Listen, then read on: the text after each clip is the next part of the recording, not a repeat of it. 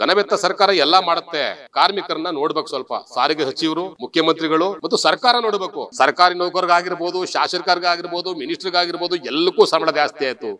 ಆದ್ರೆ ಹಗಲು ರಾತ್ರಿ ದುಡಿಯುವ ಕಾರ್ಮಿಕರು ಅಂತ ಹೇಳಿದ್ರೆ ನಮ್ಮ ಚಾಲಕ, ನಿರ್ವಾಹಕರು ಮತ್ತು ತಾಂತ್ರಿಕ ಸಿಬ್ಬಂದಿಗಳು. ನಮ್ಮ ವೇತನ ಪರಿಷ್ಕರಣೆ ಮಾಡ್ಬೇಕಾದ್ರೆ ಸರ್ಕಾರನೇ ಮಾಡ್ಬೇಕು ಸರ್, ಇನ್ಯಾರು ಮಾಡಕ್ಕಾಗಲ್ಲ. ಅದರಲ್ಲೂ ಮುಖ್ಯಮಂತ್ರಿನೇ ಕೊಡಬೇಕು. ಇದು ಪ್ರಶಸ್ತಿ ಮೇಲೆ ಪ್ರಶಸ್ತಿ ಬರ್ತಾ ಇದೆ ಸರ್ಕಾರಕ್ಕೆ, ನಿಗಮಕ್ಕೆ. ನಮ್ಗೆ ಏನ್ ಬೇಡ, ಯಾವ ಪ್ರಶಸ್ತಿ ಬೇಡ, ಆದ್ರೆ ಹಗಲು ರಾತ್ರಿ ದುಡಿಯುವ ಕಾರ್ಮಿಕರಿಗೆ ಸಂಬಳ ಕೊಡಿ. ಕಳೆದ ಸೆಪ್ಟೆಂಬರ್ 26ರಂದು ಸಾರಿಗೆ ನೌಕರರ ಹಾಗೂ ಸರ್ಕಾರದ ನಡುವೆ ಅಥವಾ BMTC KSRTC ಅಧಿಕಾರಿಗಳ ನಡುವೆ ರಾಜಿ ಸಂಧಾನ ಸಭೆ ಆಗಿರುವಂತದ್ದು. ರಾಜಿ ಸಂಧಾನ ಸಭೆಯಲ್ಲಿ ಏನೆಲ್ಲ ಚರ್ಚೆಗಳಾಯ್ತು, ಸಾರಿಗೆ ನೌಕರರಿಗೆ ಗುಡ್ ನ್ಯೂಸ್ ಇದೆಯಾ ಅನ್ನುವಂತಹ ವಿಚಾರವನ್ನ ಈಗ ಎಲ್ಲರೂ ಕೂಡ ಎದುರು ನೋಡ್ತಾ ಇದ್ದಾರೆ. ಈ ಬಗ್ಗೆ ಮಾತನಾಡಲಿಕ್ಕೆ ನಮ್ಮೊಂದಿಗೆ AITC ಸಂಘಟನೆಯ PRO ರಂಗಸ್ವಾಮಿ ಅವರಿದ್ದಾರೆ, ಅವ್ರನ್ನೇ ನಾವು ಮಾತನಾಡ್ಸೋಣ. ಸರ್, ಈಗ ಒಂದಷ್ಟು ಮುಷ್ಕರ ಆದ ನಂತರದಲ್ಲಿ ಡೆವಲಪ್ಮೆಂಟು, ರಾಜಿ ಸಂಧಾನ ಸಭೆ ಕಳೆದ ಸೆಪ್ಟೆಂಬರ್ ತಿಂಗಳು ಅಂದ್ರೆ 26ನೇ ತಾರೀಕು ಕೂಡ ರಾಜಿ ಸಂಧಾನ ಸಭೆ ಆಯಿತು MD ಅವರ ನೇತೃತ್ವದಲ್ಲಿ. ಏನೆಲ್ಲ ಚರ್ಚೆಗಳಾಯಿತು, ನಿಮ್ಮ ಬೇಡಿಕೆಗಳು ಈಡೇರಿಸುವಂತಹ ಸನ್ನಿವೇಶಗಳು ಇದೆಯಾ, ಹೇಗೆ ಅನ್ನುವಂಥದ್ದು? ಸರ್, ಏನಪ್ಪಾ ಅಂತ ಹೇಳಿದ್ರೆ, ಈಗ ಮೊನ್ನೆ 26ನೇ ತಾರೀಕು ಸಭೆ ಆಗಿರೋದು ಕಾರ್ಮಿಕ ಆಯುಕ್ತರು, ಕರ್ನಾಟಕ ಸರ್ಕಾರ ಕಾರ್ಮಿಕ ಆಯುಕ್ತರು ಸಭೆ ಮಾಡಿದ್ದಾರೆ. ಒಂದಲ್ಲ, ಎರಡಲ್ಲ, 3 ಸಭೆ ಮಾಡಿದ್ದಾರೆ. ಸೊ ಮೊನ್ನೆನೂ ಕೂಡ ಸಭೆ ಇತ್ತು ನಮ್ಮ ಜಂಟಿ ಕ್ರಿಯಾ ಸಮಿತಿ ಜೊತೆ. ಇದರ ಭಾಗವಾಗಿ ನಮ್ಮ ಮಾನ್ಯ ವ್ಯವಸ್ಥಾಪಕ ನಿರ್ದೇಶಕರು ಅಕ್ರಮ್ ಪಾಷಾ ಸಾಹೇಬರು ಅವರು ಹೊರಗಡೆ ದೇಶದಲ್ಲಿ ಫಾರಿನಲ್ಲಿದ್ದಕ್ಕೋಸ್ಕರ ಆ ದಿವಸ ಏನು ಇತ್ಯರ್ಥ ಆಗಲಿಲ್ಲ. ಮತ್ತೆ ಮುಂದಿನ ದಿನಾಂಕವನ್ನು ಕೊಟ್ಟಿದ್ದಾರೆ, 14ನೇ ತಾರೀಕು ಅಂತ ಕೊಟ್ಟಿದ್ದಾರೆ ಕಾರ್ಮಿಕ ಆಯುಕ್ತರು. ಇದರ ಭಾಗವಾಗಿ ನಮ್ಮ ಸರ್ಕಾರ ಇವತ್ತೇನು ನಾವು 4 ಕಾರ್ಪೊರೇಷನಲ್ಲಿ 4 ಕಾರ್ಪೊರೇಷನ್ ಕೂಡ ಸಮಾವೇಶಗಳು ಮಾಡಿದ್ದೀವಿ, ಸತ್ಯಾಗ್ರಹಗಳು ಮಾಡಿದ್ದೀವಿ, ಕಳೆದ ತಿಂಗಳು ಮುಷ್ಕರವನ್ನು ಮಾಡಿದ್ದೀವಿ. ಇದು ಸರ್ಕಾರಕ್ಕೆ ಗೊತ್ತಿದೆ. ಯಾಕಂತ ಹೇಳಿದ್ರೆ ಇದು ಹಣಕಾಸು. ಯಾಕಂತ ಹೇಳಿದ್ರೆ ನಮ್ಮದು 1/1/20ರಿಂದ ವೇತನ ಪರಿಷ್ಕರಣೆಯನ್ನು ಕಳೆದ ಸರ್ಕಾರ ಮಾಡಿದೆ. ಎಫೆಕ್ಟ್ ಎಂದು 2019ರ ಬೇಸಿಕ್ಗೆ ನಮಗೆ ಕೊಟ್ಟಿದ್ದಾರೆ 15% ಮತ್ತು ಅದರ ಮುಂದೆ ಭಾಗವಾಗಿ ಇನ್ಕ್ರಿಮೆಂಟು ಕೊಟ್ಟಿದ್ದಾರೆ. ಎಲ್ಲ ಎಫೆಕ್ಟ್ ಹಂಗೆ ಮಾಡಿದ್ದಾರೆ. ಸನ್ಮಾನ್ಯ ಮುಖ್ಯಮಂತ್ರಿಗಳು ವಿಧಾನಸೌಧದಲ್ಲಿ ಏನು ಸಭೆ ಮಾಡಿದ್ರಪ್ಪ ಕಳೆದ ಸಭೆಯಲ್ಲಿ ಅಂತ ಹೇಳಿದ್ರೆ, ನಾವು ಮಾಡೋದು 27-28ಕ್ಕೆ ಮಾಡ್ತೀವಿ, ಅವರು 23ಕ್ಕೆ ಮಾಡಿದ್ದಾರೆ ಎಫೆಕ್ಟ್ ಅಂತ ಹೇಳಿ ಸಭೆಯನ್ನು ಮಾಡಿದ್ದಾರೆ. ಅದಕ್ಕೆ ನಾವು ಜಂಟಿ ಕ್ರಿಯಾ ಸಮಿತಿ ಒಪ್ಪಿಲ್ಲ. ಇದ್ರ ಭಾಗವಾಗಿ 14 ತಿಂಗಳು ನಿಮಗೆ ಅರಿಯರ್ಸ್ ಕೊಡ್ತೀವಿ ಅಂತ ಮಾನ್ಯ ಘನವೆತ್ತ ಮುಖ್ಯಮಂತ್ರಿಗಳು 14 ತಿಂಗಳು ಕೊಡ್ತೀವಿ ಅಂತ ಹೇಳಿ ನಮ್ಮ ಜಂಟಿ ಕ್ರಿಯಾ ಸಮಿತಿರು ಅದಕ್ಕೆ ಒಪ್ಪಿಲ್ಲ. ನಮಗೆ ಸಂಪೂರ್ಣವಾಗಿ 38 ತಿಂಗಳು ಅರಿಯರ್ಸ್ ಬೇಕು ಮತ್ತು 1/1/24ರ ವೇತನ ಪರಿಷ್ಕರಣೆ ಕೈಗಾರಿಕಾ ಕಾಯ್ದೆ ಒಪ್ಪಂದ ಪ್ರಕಾರವಾಗಿ ಏನು ID ಆಕ್ಟ್ ಇದೆ, ID ಆಕ್ಟ್ ಪ್ರಕಾರವಾಗಿ ನಾವು ಕೊಡಬೇಕು ಅಂತೇಳಿ ಜಂಟಿ ಕ್ರಿಯಾ ಸಮಿತಿ ಪಟ್ಟು ಹಿಡಿದಿದೆ. ಇದ್ರ ಭಾಗವಾಗಿ ಘನವೆತ್ತ ಮುಖ್ಯಮಂತ್ರಿ ಅವರು ಇದು ಸುಮಾರು ಸರಿ ಅವರು ಗೆಜೆಟ್ ಮಂಡನೆ ಮಾಡಿದ್ದಾರೆ. ಸರ್ಕಾರದಲ್ಲಿ ಹಣಕಾಸು ಮಂತ್ರಿಯನ್ನು ಹೆಚ್ಚು ಅಧಿಕಾರ ಮಾಡಿರೋದು ಯಾರು, ನಮ್ಮ ಮುಖ್ಯಮಂತ್ರಿ ಸಿದ್ದರಾಮಯ್ಯನವರು. ಅವರು ಮುಖ್ಯಮಂತ್ರಿ ಆಗಿದ್ರು ಕೂಡ ಈ ಹೋರಾಟದ ಬಗ್ಗೆ, ಈ ಕ್ರಾಂತಿಕಾರರ ಬಗ್ಗೆ ಅವರು ವಿದ್ಯಾರ್ಥಿ ಜೀವನದಲ್ಲಿ ಹೋರಾಟ ಮಾಡತಕ್ಕಂಥದ್ದು ಸನ್ಮಾನ್ಯ ಘನವೆತ್ತ ಮುಖ್ಯಮಂತ್ರಿಗಳು. ಅಲ್ಲ, ಈಗ ನಿಮಗೆ ನಂಬಿಕೆ ಇದೆಯಾ, ವಿಶ್ವಾಸ ಇದೆಯಾ ನಿಮ್ಮ ಬೇಡಿಕೆಗಳು ಈಡೇರುತ್ತೆ ಅನ್ನುವಂಥದ್ದು? ಯಾಕಂತ ಹೇಳಿದ್ರೆ ಆಗಸ್ಟ್ 5ರಂದು ಕೂಡ ಬೃಹತ್ ಮುಷ್ಕರ ಮಾಡುವಂಥ ಸಂದರ್ಭದಲ್ಲೂ ಕೂಡ ಕೋರ್ಟ್ ತಡೆಯಾಜ್ಞೆಯನ್ನು ಕೂಡ ತಂದಿರುವಂಥದ್ದು, ಮುಷ್ಕರವನ್ನು ಹಿಂಪಡಿದೆ ಅನ್ನುವಂಥದ್ದು. ಮುಷ್ಕರವನ್ನು ನೀವು ಅಂದ್ರೆ ನಾವು ಮುಂದುವರಿಸ್ತೀವಿ, ಆದ್ರೆ ಸರ್ಕಾರದ ನಡೆ ನೋಡ್ಕೊಂಡು ನಾವು ಮುಂದಿನ ದಿನಗಳಲ್ಲಿ ಕ್ರಮ ತೆಗೆದುಕೊಳ್ತೀವಿ ಅಂತ ಹೇಳಿದಿರಿ ನೀವು.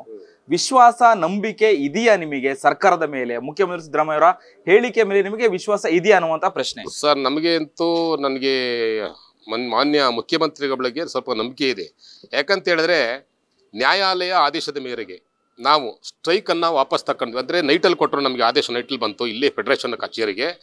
ಅದರ ಭಾಗವಾಗಿ ಇವತ್ತು ಏನು ಅಂದರೆ ನ್ಯಾಯಾಲಯ ಏನು ಹೇಳಿದೆ, ನಿಮ್ಮ ಹೋರಾಟ ಕಾನೂನುಬದ್ಧವಾಗಿದೆ, ಶಾಸನಬದ್ಧವಾಗಿದೆ ಅಂತ ಕೋರ್ಟ್ ಹೇಳಿದೆ.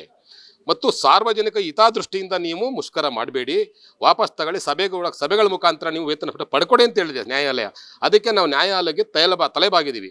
ಘನವೆತ್ತ ಮುಖ್ಯಮಂತ್ರಿಗಳು ಅವರು ನಿಜವಾಗ್ಲೂ ಕೂಡ ಅವರು ಪ್ರಪ್ರಥಮವಾಗಿ 1983ರಲ್ಲಿ ಪ್ರಪ್ರಥಮವಾಗಿ ಆಯ್ಕೆ ಬಂದರು. 83-84ರಲ್ಲಿ ಆಗ ಘನವೆತ್ತ ರಾಮಕೃಷ್ಣ ಹೆಗಡೆ ಅವರು ಮುಖ್ಯಮಂತ್ರಿಗಳು, ಮೊದಲನೇ ಮುಖ್ಯಮಂತ್ರಿಗಳು, ಫಸ್ಟ್ ಮುಖ್ಯಮಂತ್ರಿ ಆದರು. ಆಗ ಮೊದಲನೇ ಸರಿ ಆಯ್ಕೆ ಆದರು ಯಾರು, ನಮ್ಮ ಸಿದ್ದರಾಮಯ್ಯನವರು.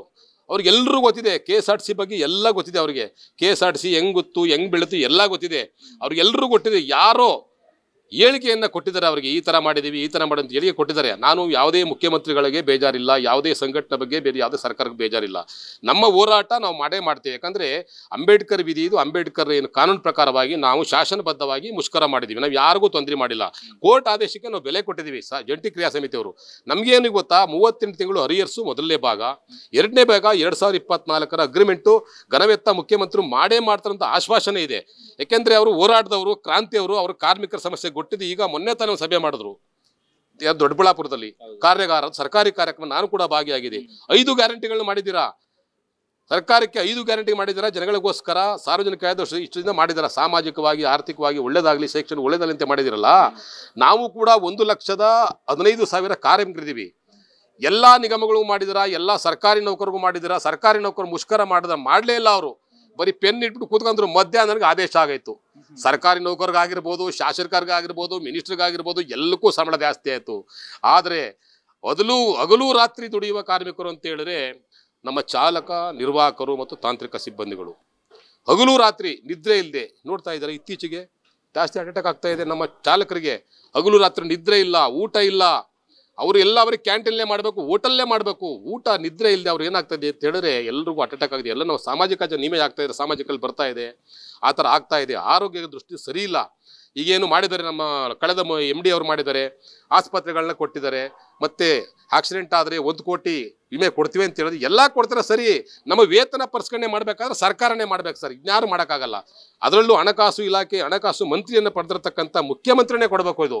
ಇದು ಮಿನಿಸ್ಟ್ರಿ ಹೇಳೋಕ್ಕಾಗಲ್ಲ, ಅಥವಾ ನಮ್ಮ MDನೂ ಹೇಳೋಕ್ಕಾಗಲ್ಲ. MD ಏನಿದೆ, MD ಪವರ್ ಏನಿದೆ, ಒಂದು DA ಆಗಿರ್ಬೋದು, ಏನಾಗಿರ್ಬೋದು, ನಮ್ಮ MD ಪವರ್ ಇದೆ. ಅಕ್ರಮ್ ಪಾಸ್ ಸಾಹೇಬರು ಒಳ್ಳೆ ಘನವೆತ್ತ MD ಸಾಹೇಬರು ಈಗ ಬಂದಿದ್ದಾರೆ. ಅವರು ಕೂಡ ಕಾರ್ಮಿಕ ಕಲ್ಯಾಣ ಅಧಿಕಾರಿಗಳಾಗಿದ್ರು, ಜಿಲ್ಲಾಧಿಕಾರಿ ಆಗಿರೋರು.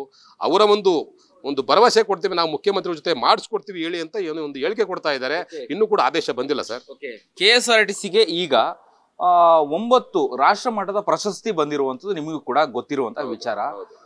ಅಂದ್ರೆ ಒಂದು ಕಡೆ ಶಕ್ತಿ ಯೋಜನೆಯಿಂದ ಸರ್ಕಾರ ಇನ್ನಷ್ಟು ಉತ್ತಮ ರೀತಿಯಲ್ಲಿ, ಅಥವಾ ಖಜಾನೆ ಖಾಲಿ ಆಗಿಲ್ಲ, ಅದರಿಂದನೇ ನಮಗೆ ಆದಾಯ ಹೆಚ್ಚಾಗಿದೆ ಅನ್ನುವಂತಹ ಮಾಹಿತಿಯನ್ನು ಕೂಡ ಏನು ಸಾರಿಗೆ ಸಚಿವರು ಕೂಡ ಹೇಳ್ಕೊಂಡಿರುವಂಥದ್ದು. ಒಂದೊಂದು ಕಡೆ ಈಗ ನಿಮ್ಮ ಬೇಡಿಕೆಗಳು ಇಟ್ಟಿದ್ದೀರಿ, ಇನ್ನೊಂದು ಕಡೆ KSRTCಗೆ ರಾಷ್ಟ್ರ ಮಟ್ಟದ ಪ್ರಶಸ್ತಿಗಳು ಎಲ್ಲರೂ ಕೂಡ ಬರ್ತಾ ಇರುವಂಥದ್ದು.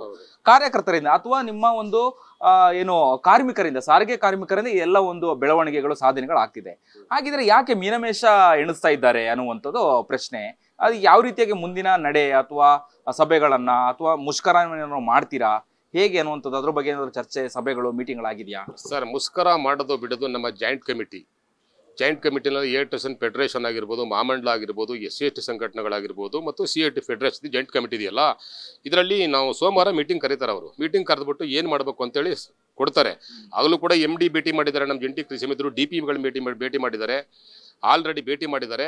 ನಾವು ಮಾನ್ಯ ಮುಖ್ಯಮಂತ್ರಿಗಳ ಜೊತೆ ಮಾತುಕತೆ ಮಾಡಿ ನಿಮ್ಮನ್ನು ಏನು ಕರೆದು ಮಾತುಕತೆ ಮಾಡ್ತೀವಿ ಅಂತ ಹೇಳಿದ್ದಾರೆ. ನಾವು ಕಾಯ್ತಾ ಇರೋದು ಈಗ ಮುಖ್ಯಮಂತ್ರಿಗಳ ಸಭೆ. MD ನಾಳೆ ಹೋದ್ರೆ ಅಪಾಯಿಂಟ್ಮೆಂಟ್ ಕೊಡ್ತಾರೆ. MD ಅವರು ಏನು ತೊಂದರೆ ಇಲ್ಲ. MD ಅವರು ಪವರ್ ಇರೋದು ಕೊಡ್ತಾರೆ. ಅವ್ರಿಗೆ ಎಷ್ಟು ಕೋಟಿ ಪವರ್ ಇದೆ ಮ್ಯಾನೇಜಿಂಗ್ ಡೈರೆಕ್ಟರ್ಗೆ, ಅಷ್ಟು ಮಾತ್ರ ಮಾಡ್ಬೋದು ಅವರು.